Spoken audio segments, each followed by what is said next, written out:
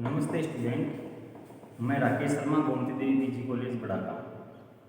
आज का जो अपना चैप्टर है वो बीए फाइनल जो सेकंड पेपर चलता है जिसका नाम है आधुनिक विश्व का इतिहास, उससे अपना प्रारंभ करें।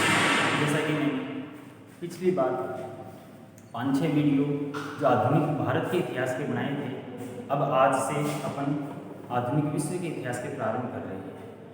देखिए, जिस प्रकार से पहला पेपर आधुनिक भारत का इतिहास, दूसरा पेपर आधुनिक विश्व का इतिहास। तो आधुनिक विश्व का इतिहास का जो सिलेबस अपना प्रारंभ होता है वो सिलेबस प्रारंभ होता है पुनर्जागरण। अपना उनको जो पढ़ना है वो है पुनर्जागरण। जिस प्रकार से भारत के इतिहास में पुनर्जागरण हुआ है, आधुनिक काल में आपने सुना होगा राजा राममोहन राय, ईश्वरचंद्र विद्यासागर, दयानंद सरस्वती आदि ने आधुनिक काल में पुनर्जागृत किया। ऐसे ही मध्यकाल में भी गुरु नानक देव जी थे, धार्मिक आंदोलन हुए हैं मध्यकाल में, ये भी पुनर्जागरण से जगाना। ऐसे ही विश्व के इतिहास में प्राचीन काल जो विश्व का इतिहास है उसमें भी पुनर्जागरण में बहुत अच्छे विचारक संत जो ईसाई धर्म से जुड़े हुए थे उन लोगों का उदय हुआ। वैसे आधुनिक काल के अंदर जो अपना प्रारंभिक चैप्टर है वो है पुनर्जागरण से। जैसा कि मैं आपको बताऊँ, आधुनिक काल आधुनिक विश्व का जो इतिहास है, मॉडर्न वर्ल्ड हिस्ट्री, आधुनिक विश्व का इतिहास, ये प्रारंभ होता है सिलेबस में 1500 ईस्वी से लेकर 1990 के आगे।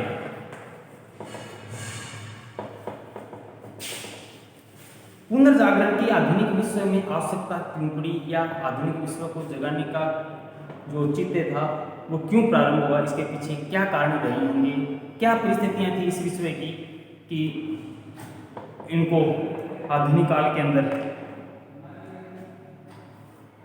सारी व्यवस्थाएं देनी पड़ी। तो आज अपन बात करते हैं इसमें। देखिए, आधुनिक विश्व में यूरोप, इसमें सारा चैप्टर यूरोप का आएगा। यूरोप जो 5वीं सदी से लेकर 14वीं सदी तक सोया हुआ अंधेरे में था। इसका मतलब यूरोप की जो स्थिति थी वो अंधेरे में, वो लोग उदासीनता की तरफ थे। अब कोई ऐसी नवीन विचारधारा है, कोई नई विचारधारा है जो आधुनिक मानव को यूरोप के आधुनिक मानव को एक ऊंचाई की तरफ लेकर जाए, नए मानव से उसको अवगत करवाए। इसके लिए पुनर्जागरण का दौर रहा। इस दौर को कहा गया है एज ऑफ रेनेसा। इस दौर को कहा गया है एज ऑफ रेनेसा, अर्थात पुनर्जागरण का दौर। यूरोप के अंदर जो 5वीं सदी से लेकर 14वीं सदी तक यूरोपियन लोग सोए हुए थे, उनको जगाने का जो काम किया गया है, उनको जो जगाने का काम हुआ है वो काम 900 साल तक जो सोई हुई जनता है उसको जगाने का काम किया है। 15वीं सदी के बाद में प्रारंभ हुआ। तो 15वीं सदी के बाद जो प्रारंभ हुआ है, अपन कह सकते हैं कि 15वीं सदी के आसपास यूरोपियन लोग जागृत होने लगे और इसी दौर को अपन ने एज ऑफ रेनेसा या पुनर्जागरण कहा है। 14वीं, 15वीं, 16वीं सदी यूरोप के इतिहास में एक नवीन क्रांतियों नयापन आया है। इसका मतलब यूरोपियन लोग समझदारी उनमें आने लगे। उदाहरण देता हूँ आपको। पुर्तगाल यूरोप का देश है। पुर्तगाल यूरोप का देश है। पुर्तगाल में चाहे वो वास्को डी गामा हो, चाहे वो कोलंबस हो, उन लोगों ने नई दुनिया की खोज की। 1492 में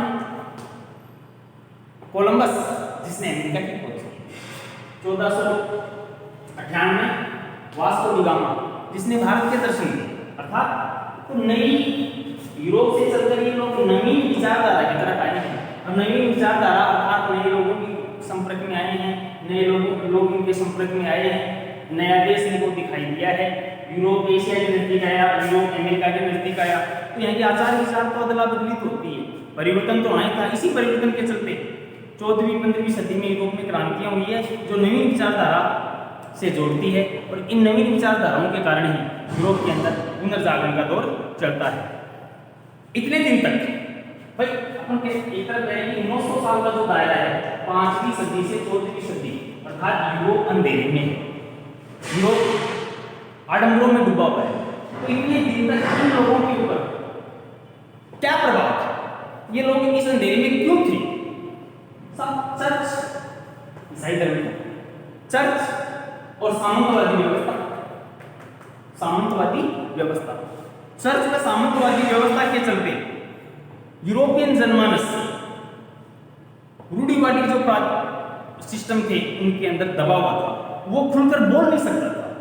चर्च और सामंतवादी व्यवस्था ने उनको दबा रखा था। अब नयापन जो है 14वीं सदी के बाद में जो नयापन आया है, नए नए संपर्कों में ये लोग आए हैं, उसके बाद में इन लोगों का रुझान अपने अंदर जो आधारभूत ढांचे थे उनमें सुधार करना, और हमेशा ये लोग दब भी नहीं सकते, हमेशा ये लोग इन चीज़ों के ऊपर अपना ध्यान भी नहीं, भाई कितने दिन तक दबाए हुए रखोगे, तो एक न एक दिन तो ये तो खुली हवाओं में सांस लेना चाहेंगे, और यहीं से इनका पुनर्जागरण प्रारंभ हो जाता है। 14वीं सदी अंत 15वीं सदी प्रारंभ के समय यूरोप के अंदर नवीन विचारधारा धीरे धीरे पनपने लग जाती है। तो ये जो नवीन विचारधारा आई है, ये उस अंधेरे को छांटने का काम करती है, उसको उसकी छटाई करती है, उसको दूर करने का काम करती है।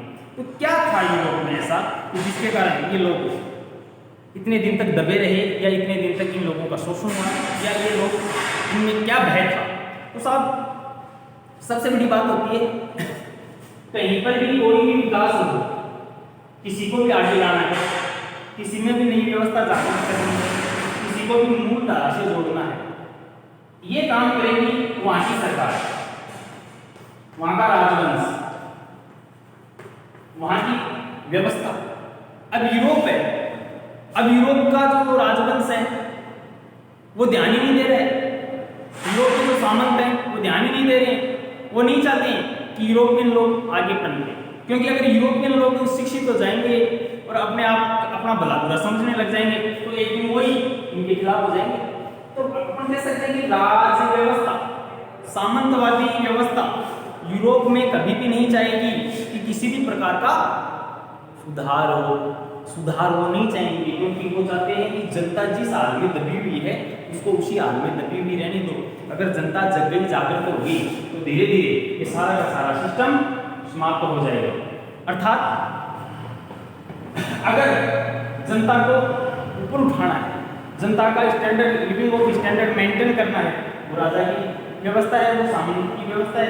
सामंत कभी भी नहीं चाहिएगा कि साथ ऐसी कोई व्यवस्था बने जिस व्यवस्था से जनता का भला हो। तो ये अंधेरे का कारण था। इसके अलावा सिर्फ पादरी वर्ग, चर्च का मुखिया पादरी वर्ग पढ़ा लिखा था, और जितने भी यूरोपियन धर्म ग्रंथ थे, जितने भी ईसाई धर्म से जुड़े धर्म ग्रंथ थे, वे सारे के सारे पादरियों के हाथ में थे, और सारा नॉलेज धर्म का और पढ़ाई लिखाई का हो वो सारा का सारा पादरियों के पास था। तो सिर्फ पढ़ा लिखा पादरी वर्ग था। पादरी वर्ग कभी भी नहीं चाहता कि धर्म ग्रंथों का अध्ययन में उनका ज्ञान आम जनता को दिया जाए। अगर आम जनता को धर्म ग्रंथों का इनका ज्ञान दे दिया जाएगा तो ये लोग अपने से प्रश्न करने लग जाएंगे कि साहब आपने इतने दिन तक हमारा शोषण किया, ऐसी बातें तो इस धर्म ग्रंथ में है ही नहीं। तो आज अब तक सिर्फ धर्म ग्रंथों पर पादरी वर्ग का ही अधिकार था, और वो पादरी वर्ग उन धर्म ग्रंथों का नाजायज फायदा उठाता है। तभी तो 5वीं सदी से लेकर 14वीं सदी तक ये सारे के सारे दबे हुए थे। इसके अलावा यूरोपियन जो किसान थे वो साहब जागीर प्रथा के कारण, कौन सी प्रथा के कारण? जागीर प्रथा के कारण दबे हुए थे, उनके ऊपर प्रभाव था सामंत का। किसान गांव छोड़कर नहीं जा सकता। जैसे फॉर एग्जाम्पल ये जागीर है, यहाँ किसान है, तो इस जागीर का कोई जागीरदार होगा, किसान इस जागीरदार के एंडोर काम करेगा, तो किसान के ऊपर प्रभाव किसका रहेगा? जागीरदार का रहेगा। ये दूसरा गांव में तो यहाँ का भी जागीरदार कोई, तो यहाँ भी वही स्थिति किसानों की जो इसके साथ। अब देखिए यहाँ का किसान अगर अपने गांव को छोड़ना चाहे तो वो दूसरे गांव में जाना चाहेगा, तो साल यहाँ का जागीरदार उसको नहीं आने देगा। एक तरह से नोटिस लेकर आप, जैसे अपन कहते हैं ना कि साहब कोई भी काम होता है कि नोटिस लेकर आओ जी, तो इसको नोटिस चाहिए। नोटिस कहाँ से देगा? अर्थात मेरा कहने का मतलब नोटिस का मतलब ये जागीरदार अगर इसका शोषण कर रहा है तो ये तो अपना दुखड़ा इस जागीरदार के पास भी नहीं हो सकता, दूसरे के पास भी नहीं हो सकता, क्योंकि जागीरदार को आपस में क्या है, भाई भाई लोग में सारे के सारे भाई, ये भी शोषण कर रहा है, ये भी शोषण कर रहा है, किसानों काश्तकारों का तो बेचारों का शोषण हुआ है। तो जागीर प्रथा के कारण काश्तकार एक गांव को छोड़कर दूसरे गांव में भी नहीं जा सकता, जिसके कारण के साथ ये लोग अंधेरे में रहे। बड़े नगर, यूरोप में तो मान लो बड़े नगर, तो बड़े नगरों के अंदर फैक्ट्रियां थी, मिल थी, कल कारखाने थे, वहां पर जो काम कर रहे हैं मजदूर, बंधुआ मजदूर मानो कुछ वो काम कर रहे हैं, वो मिल और फैक्ट्रियों के जो मालिक होते थे उनके बंधुआ थे, उनके बंधुआ मजदूर थे। तो साथ ऐसे हालातों के अंदर जो उच्च वर्ग है, जो पैसे वाले हैं, जो पूंजीपति हैं, वो तो साथ गरीब का, मजदूर का, दास का, गुलाम का, पिछड़े हुए का शोषण ही करेंगे। अब ये शोषण चला जाएगा लगभग 900 वर्षों तक। तभी तो 5वीं सदी से लेकर 14वीं सदी तक जो 900 साल का टाइम था वो अंधेरे में था। और अंधेरे की मूल वजह क्या थी? रूढ़िवादिता, जागीर प्रथा, सामंतवादी व्यवस्था। इनसे क्या है कि लोग ऊपर उठे नहीं।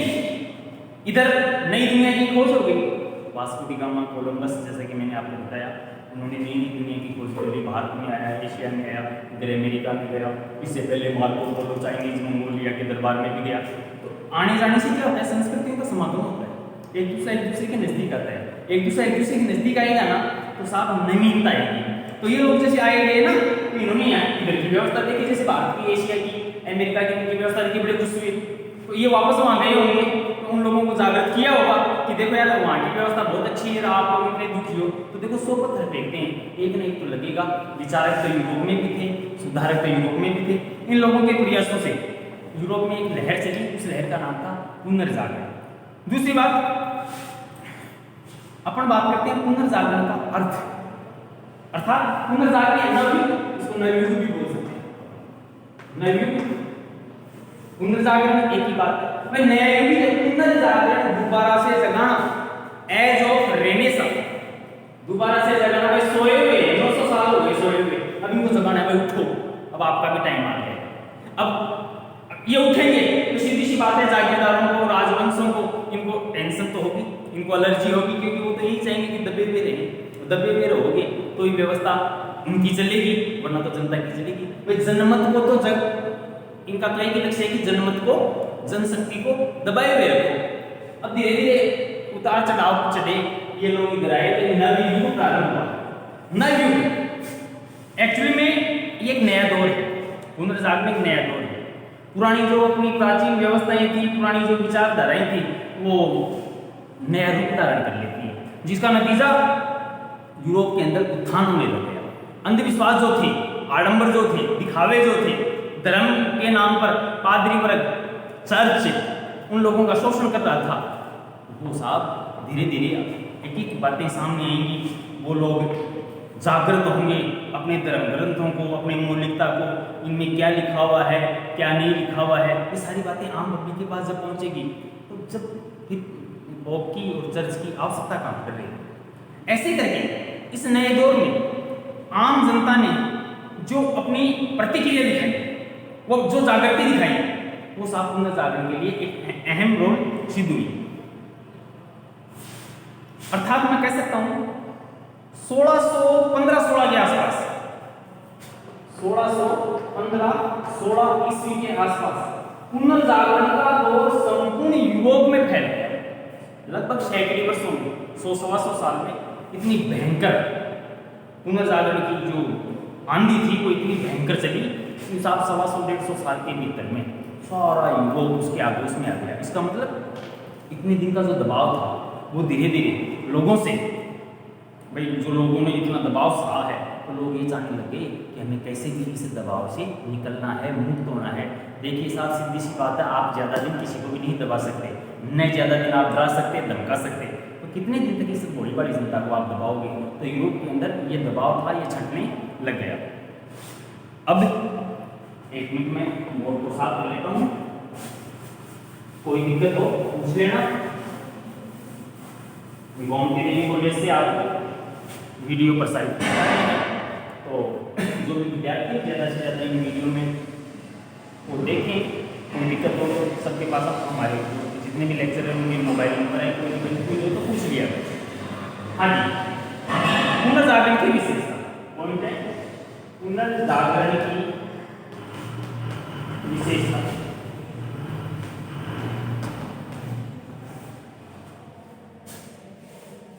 देखो कोई भी चैप्टर हो, कोई भी अपन बात बताएं, किसी से के भी संदर्भ में कोई भी बात चले, तो उसकी कोई न कोई विशेषता होती है और वो विशेषता अपनी तरफ सबको इंगित करती है। पुनर्जागरण की भी विशेषता रही है, तभी तो लोग इसे जुड़े। भाई अगर किसी को अपने कहेंगे कि बेटा तू इस साइड मत जाना, यहाँ कुआ है, इस कुएं में गिर जाएगा, मैं दावे के साथ कहता हूँ जिस साइड आप मना करोगे ना कि इधर मत जाना, तो वहाँ लोग ज़्यादा जाने की कोशिश करेंगे, क्योंकि उनमें जो उत्सुकता रहेगी उसको उसकी पहचान करने की कोशिश करेंगे।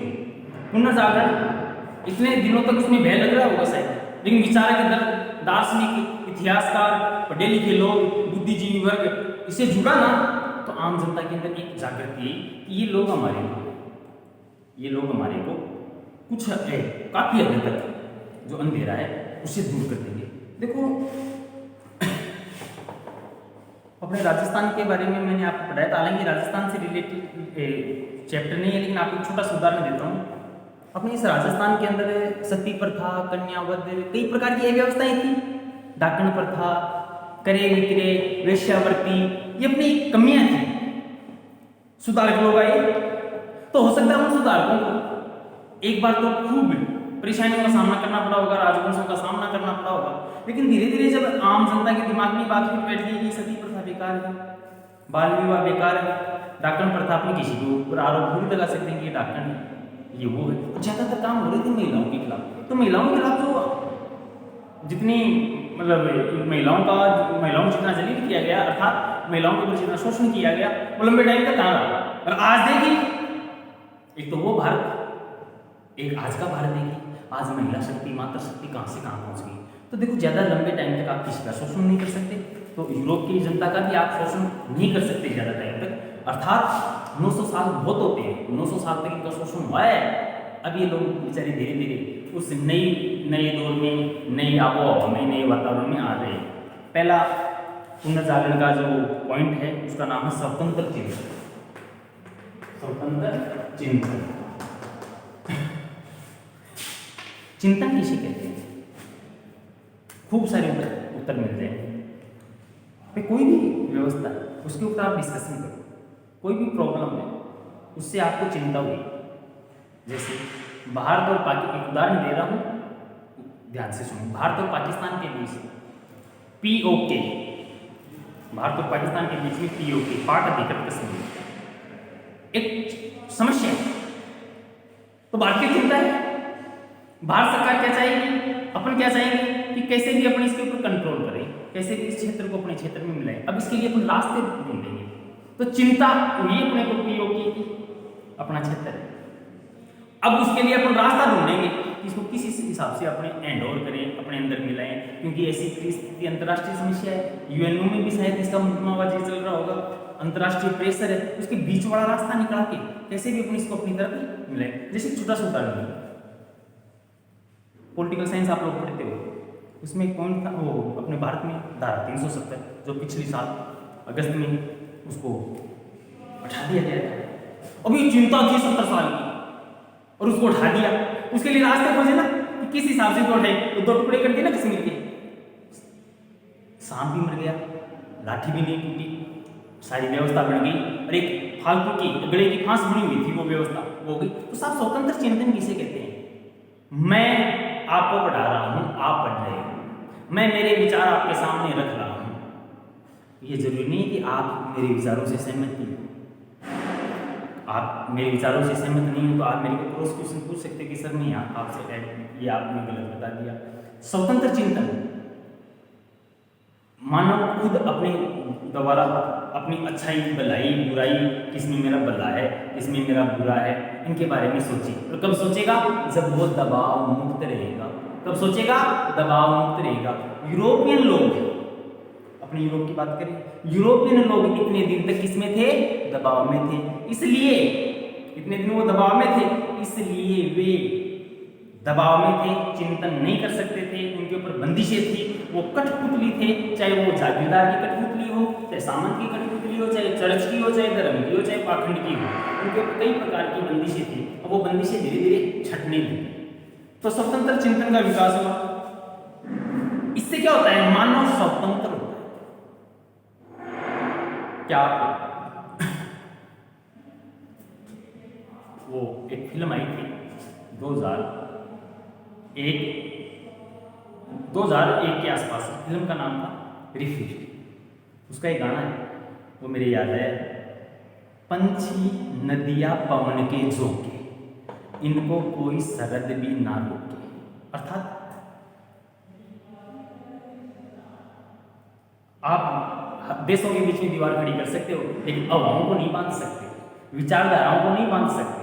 स्वतंत्र चिंतन से मानव के आपस में आयाम खुले, एक दूसरे के नजदीक आया, मानव अपने आप को स्वतंत्र समझने लगे। दूसरों के बारे में तो आपने सुना, मानव हमेशा स्वतंत्र जन्मा है, आज इन बंधनों में जकड़ा हुआ रहेगा, जंजीरों में रहेगा, ये रूसों के विचार थे। लेकिन जब उसका दिमाग काम करेगा तो साहब वो बंधनों में नहीं रहेगा। अपन जब बंधन में थे तो चांद भी अपने को दूर लगता था, अपन जब बंधन में थे तो मंगल ग्रह भी अपने को दूर लगता था। आज अपन उनके नजदीक जाए, क्योंकि अपना दिमाग, अपना जो सिस्टम था वो स्वतंत्र हुआ। आज अपन लोग अपने बारे में सोच सकते हैं, गांव के बारे में सोच सकते हैं, राष्ट्र के बारे में सोच सकते हैं, अपने विचार व्यक्त कर सकते हैं। सरकार ने अपने को खूब सारी पावर दी है, क्योंकि सरकार भी तो अपनी है, कोई चर्च की, कोई पादरी की, कोई सामंत की, कोई जागीरदार की तो है नहीं, अपनी है, जनमत की सरकार है, अपने वोटों से सरकार बनती है। ये विचारधाराएं अपने कब आई, जब अपन लोग जागृति के रास्ते पर चले। इसके अलावा सबसे बड़ी देखो, मानववाद का विकास सबसे मेन बात। पेटार्क का नाम सुना होगा, जिनको आप मानववाद का जनक कहा जाता है। मानववाद के जनक कौन थे? पेटार्क, बहुत बड़े विद्वान। मैं मानता हूं,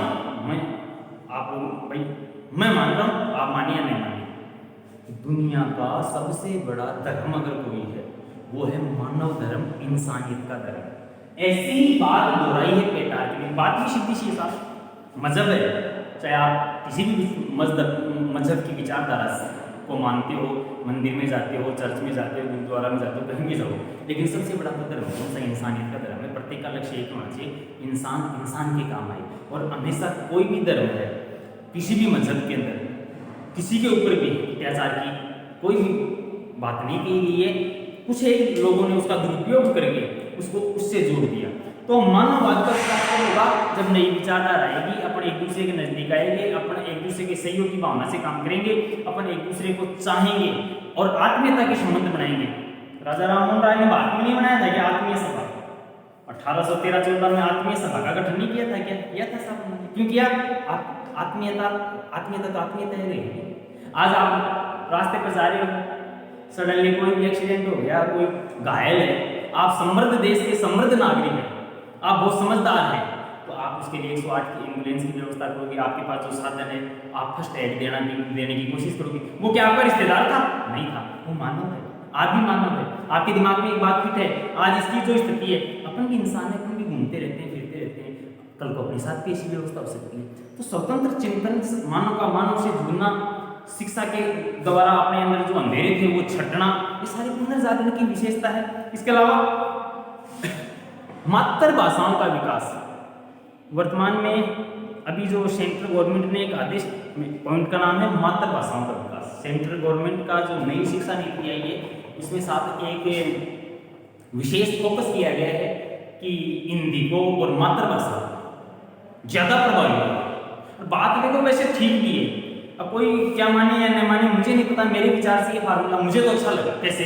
अपन राजस्थान के, और राजस्थान में भी अपने शेखावाटी के कुछ एक चैप्टर ऐसे हैं, मैं हिस्ट्री पढ़ाता हूँ मुझे पता है, कुछ एक चैप्टर ऐसे हैं कि उनको अपने राजस्थानी भाषा में, अपनी क्षेत्रीय भाषा में, अपनी लोकल भाषा में अगर मैं इस स्टूडेंट को समझाता हूँ ना, बहुत इजी वे के अंदर वो समझ जाता है, बहुत इजी वे में समझ जाता है। तो मातृभाषा, राष्ट्रभाषा भाई हिंदी है, चलो अपना जो मूल फाउंडेशन है वो हिंदी से है। लेकिन कई बार हम खुद क्लासों में, कॉलेज में पढ़ाते हैं, लेकिन क्लासों के अंदर हम बच्चों को मारवाड़ी में समझाते हैं। और उस बात को बहुत अच्छी तरह से कैच कर लेता है। अर्थात मातृभाषाओं पर जब तक अपनी पकड़ नहीं बनाएंगे तो अपने शास्त्रों से नहीं जुड़ सकते, अपनी पांडुलिपियों से नहीं जुड़ सकते। तो यूरोप में जरूरी थोड़ी कि सभी को इंग्लिश आई, पुर्तगाल में पुर्तगाली चलती, जिन जो देश है उन देशों में उनकी तो क्षेत्रीय भाषाएं चल रही है, मातृभाषाएं चल रही हैं। तो पुनर्जागरण की सबसे बड़ी फायदा क्या हुआ कि इन विचारकों ने मातृभाषाओं को ऊपर ज्यादा फोकस किया और उनको ज्यादा प्रेरित किया, जिससे एक फायदा हुआ, लोग अपनी लोकल लैंग्वेज से जुड़े और लोकल लैंग्वेज से जुड़ने के बाद में उन लोगों ने जितनी भी पांडुलिपियां थी, जितने भी ग्रंथ थे, उनको मातृभाषाओं में उनका अनुवाद कर लिया। अब एक बात बताओ, मुझे संस्कृत आती है लेकिन आपको संस्कृत नहीं आती है, और मैंने कोई संस्कृत का ग्रंथ ले लिया और आपको मैं बता रहा हूँ कि इसमें ये है, आप मेरे से ये बात सुन रहे हो तो आप मेरे को 2000 रुपये उपहार स्वरूप दो, इसमें थोड़ी लिखा हुआ है। लेकिन आपके दिमाग में क्या गया, शायद इसमें लिखा हुआ होगा क्योंकि आपको संस्कृत नहीं आती। जब मेरे को संस्कृत आ रही है, आपको आ रही है, तो मैं 90 शब्द जो उसमें लिखा हुआ वही बोलूंगा। वो ग्रंथ आपके पास है, कोई जरूरी थोड़ी आप मेरे से ही पढ़ोगे, आप घर जाकर इसको आप ही तो पढ़ सकते हो। तो मातृभाषाओं का विकास होना पुनर्जागरण के अंदर एक बहुत अच्छी पहल थी, और विचारकों को अपन धन्यवाद देते हैं कि उन्होंने क्षेत्रीय भाषाओं के ऊपर विशेष फोकस किया। इसके अलावा मानवीय भावनाओं का विकास। मानवीय भावना क्या होती है? मेरे कोई प्रॉब्लम है, मेरे कोई टीस है, वेदना है, कसक है, कोई दुख है, तकलीफ है, मैं आपके पास आया कि भैया मेरी ये प्रॉब्लम है, मैं बहुत टेंशन में हूं। आप उस समस्या से गुजर चुके हो, मेरी बात सुनी, मेरा जी हल्का हुआ, मेरे अंदर बहुत गलत ख्याल आ रहे थे, विचार आ रहे थे, मैं आत्महत्या कर लूँ, ये कर लूँ, वो कर लूँ। आपने मेरे को बैठाया तसल्ली से, ठंडे दिमाग से समझाया कि नहीं, ऐसा ही चलता है, जिंदगी तो समस्याओं का गड़ा है भाई, पिटारा है, इसको हंसते खेलते जियो। तो मेरे अंदर आत्मबल आया, मेरे अंदर स्वाभिमान आया और मुझे आपने सहारा दिया, इसका भी फायदा। इसके अलावा साहित्य के क्षेत्र में योगदान, देखो साहित्य, जो लोकल साहित्य थे उनका भी योगदान पुनर्जागरण के कारण हुआ है। नेक्स्ट वीडियो कल है।